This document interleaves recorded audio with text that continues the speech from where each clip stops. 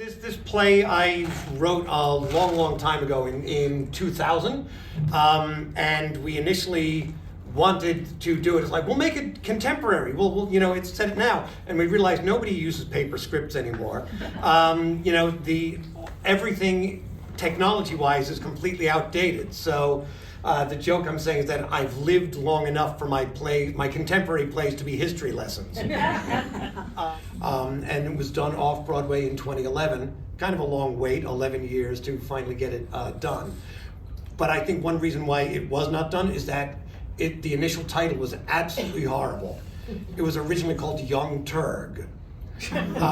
Because Mike calls her a young Turk, and then Jim says in the end, I'm going to flood the market with more young Turgs.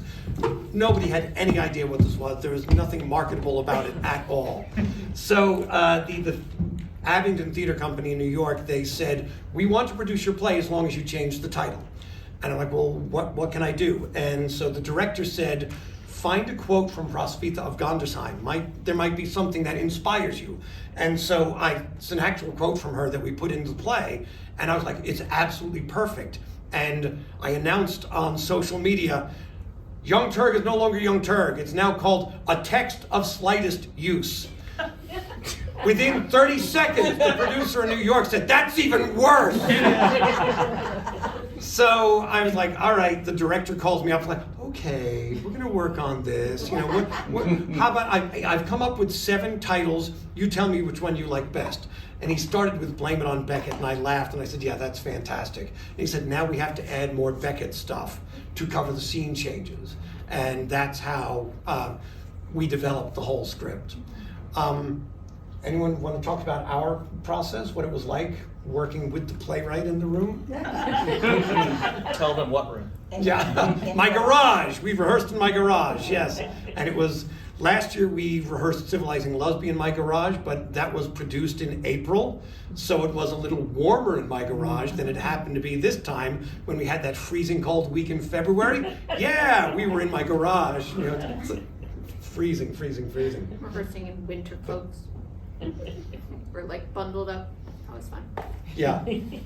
No, we had space heaters and things like that. Kathleen Barth, our director, unfortunately is not with us right now. She's fine. Okay. She's just not here. Right, exactly. She's still alive, yeah. But she is directing something in Cumberland, Maryland. Gosh. Anthony and Cleopatra. So we encourage you all to drive like 4 or 5 hours out there and go see it. It's only 2.5. Only 2.5? All right, well, there you go. I've already cut the time in half. So, do you have any questions about the play? Those interludes between scenes. Yes. Are those actually authentic things that were said, or did you just generate them? I wrote them, Okay. and we had other members of our board and other members of our company record them. I'm the guy with the German accent, and every time it comes on, I'm like, man, there's no escaping my voice. It's just right there. A lot of them are spiritually true, though, in terms of like the types of things that get said around theater. I like the one where the person is proposing like NASCAR, because it's like, why are you here? Whatever this is supposed to be, you're not getting it, so give up. And after doing this show, do you remember one of my parents' friends who came, the other gentleman, a little younger than my dad? Mm-hmm. The first thing he said was like, I bet if you fed this script into AI, it could generate an animation. Wouldn't that be cool? And it's like, I guess. But like, you are on another planet in terms of like what live theater is supposed to do. And there's nothing more discouraging than when like you put your heart into a role and someone's like, but if we had explosions or an AI animation, it's like, well, that's a different thing. Do that, I guess. Yeah.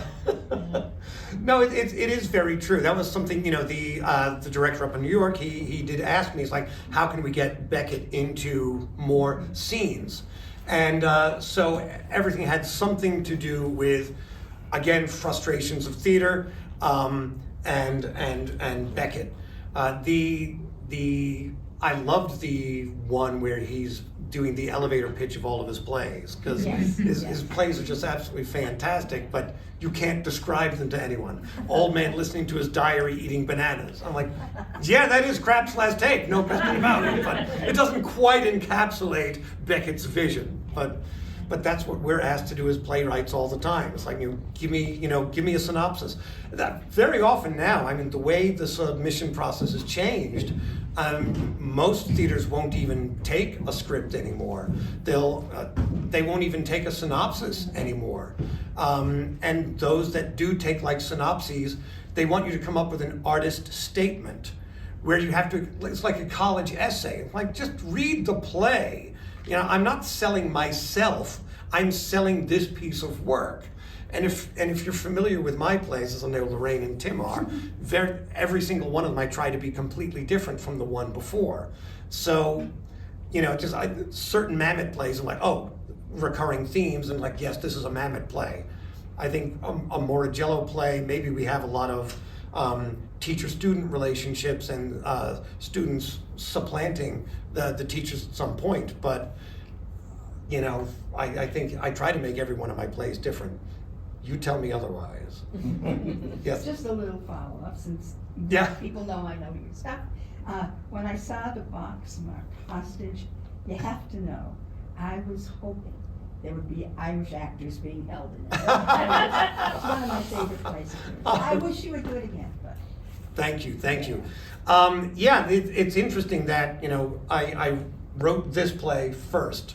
Then I wrote my play Engaging Shaw after that. And Engaging Shaw, I had a big agent who was still involved with that show that ended up failing.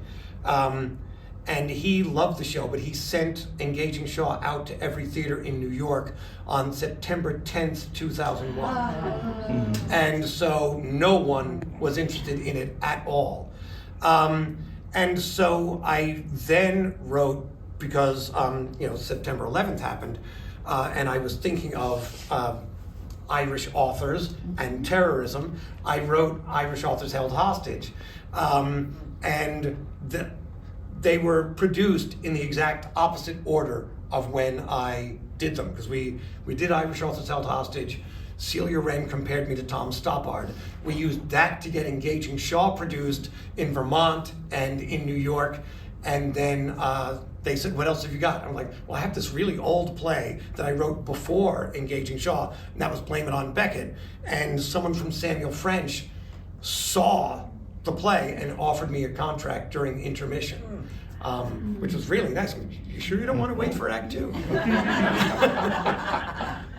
You crack a joke there about playwrights being very precious about letting go of lines that either don't work or someone doesn't like. How precious are you about lines? I'm pretty hands off. If you've seen a lot of our work, Stan Levin usually directs a lot of my plays, and very often I will say, like, Stan, I need to cut that. And he goes, no, it's a Morogiello line, you can't. And so he respects my work far more than I do. He really does. I'm fine with people summarizing. It's rare that I say, that's the joke, and it needs to be, you need to hit that word. Very rare. And I usually won't say it to an actor, I'll say it to the director, and she will pass it along or not. But yes, whenever I summarize my words, that's a revision, that's a change. That was intentional. I just wanted to say to Heidi that when everything, all the shit was hitting the fan, I could feel how trapped your character was. I just thought that was, I could feel it from all the different sides, and I just wanted to say thank you. That was wonderful. You. That's very kind. Yeah, Heidi is definitely a fun role. I've always wanted to play Jim, and my wife, because this play has been done in this area before, and we usually do new plays. It was done by a couple of community theaters because it is published by Samuel French. But my wife said, you've always wanted to play Jim. Do it now before you get too old. I'm like, what does that mean?